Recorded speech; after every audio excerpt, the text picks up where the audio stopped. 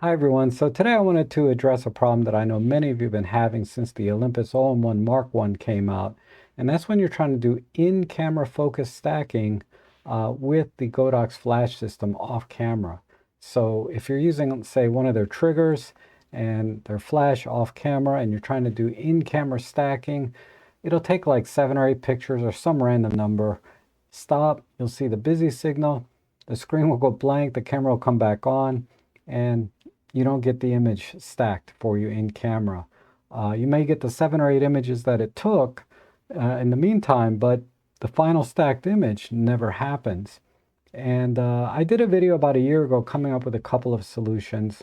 Primarily, it was basically you have to upgrade to the X Pro 2 trigger because the X Pro 2 trigger has a legacy mode in it. And if you set the trigger to legacy mode, then the in-camera focus stacking worked fine. The other solution was to just use a little bit of tape and cover the 4 pins in the hot shoe or here on the trigger so that it basically turns this into a dumb flash or puts it into legacy mode. And then that seemed to work just fine. But that's kind of a workaround that, I'm not crazy about. However, there is a solution. You don't need to buy a new trigger. Whether you have, say, the old X1T trigger or, the X Pro 1 or even the latest X3 trigger, which does not have a legacy mode in it, you can get the in-camera focus stacking to work.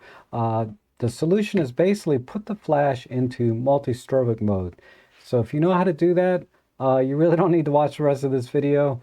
Otherwise, stay tuned. I'm going to show you the problem that many people have run into, and then the solution and how to set up your trigger. And I'm going to go through the triggers one by one because each one is just a little bit different. So as you can see here, I have the X Pro 1 trigger set up to fire on channel 14, group A, in manual mode at 1/128th power. And then I have my Godox trigger set up the same to receive on channel 14, group A, and it's at 1/128th power. And I'm just going to push the test button, make sure it fires. Seems like that fired just fine. So let's put this on the camera and try to do an in-camera focus stack. All right, so I have the trigger on the camera with the settings I just showed you. I have the flash charged up, ready to go. And we're going to attempt an in-camera focus stack of the Olympus Pen F here. So let's go into the menu and set that up. All right, so we're going to go into shooting menu number 2. We're going to go into focus stacking, click OK, turn focus stacking on. I have it set to take 15 images, and we're going to do increments of 5. And make sure you set the charge time to the minimum here of 0.1 seconds. Also, you want to check your frame lines here. You want to make sure that your subject is within the frame like that. So I might need to zoom out just a bit. There we go. Also take note of my settings. I'm in full manual mode at 1/100th of a second, f4, ISO 200. And 1/100th of a second is the minimum shutter speed for in-camera focus stacking or bracketing because it forces you into a continuous silent shutter. So I'm going to hold the flash right about here and just push the shutter button and see what we get. I don't know if you can see that, but it's firing very, very slowly. And then I'm going to switch cameras over here.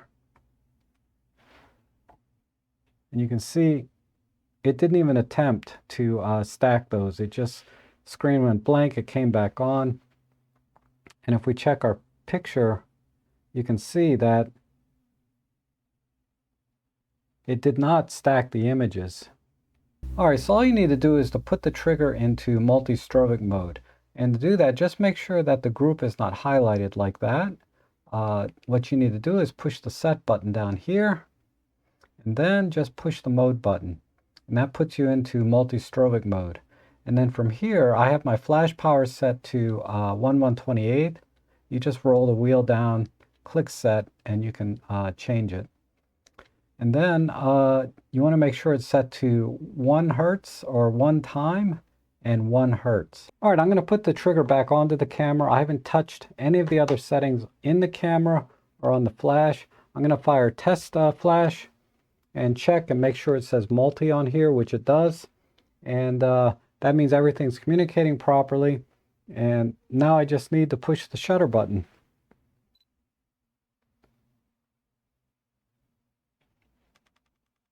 You can see that went through pretty quickly. If we go back to the camera, you can see that now we have the busy signal. And any second now, we should have an focus stacked image in camera. So we'll zoom in and we can see all the way from the knuckle here, all the way to the back buttons. Look like everything's in focus. All right, so that time I was using the Godox X Pro 1 trigger, or its cousin here, the Flashpoint R2 Pro, because it does not have a legacy mode, so you have to put it into multi-strobic mode to work around the in-camera stacking.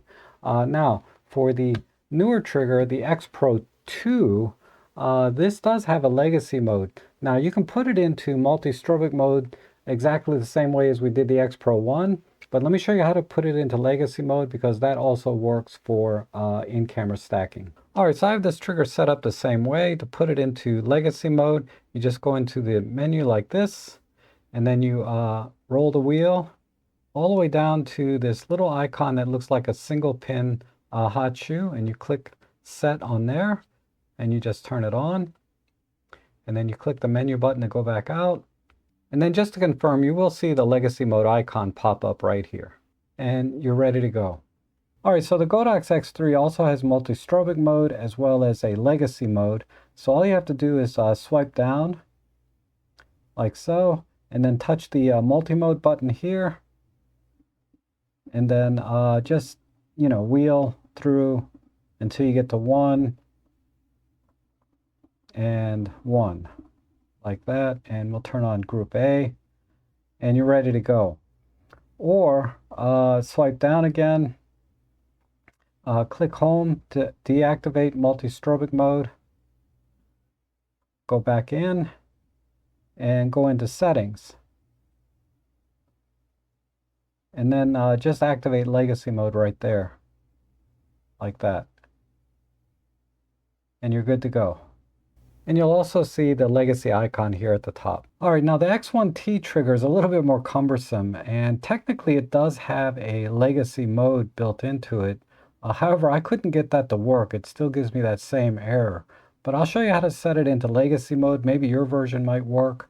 But it also has, of course, the multi-strobic mode, which is a little tricky too. So you need to go into the function menu. So the way you do that on this trigger is you push and hold the channel button right here until you see the function menu pop up. And then you use the wheel to go over to function number 1. And then you push the GR button for 1 second and you let go. And now you see the legacy icon is blinking, and then you roll the wheel to turn it on. Like that. And then just hit the mode button, and now you're in legacy mode.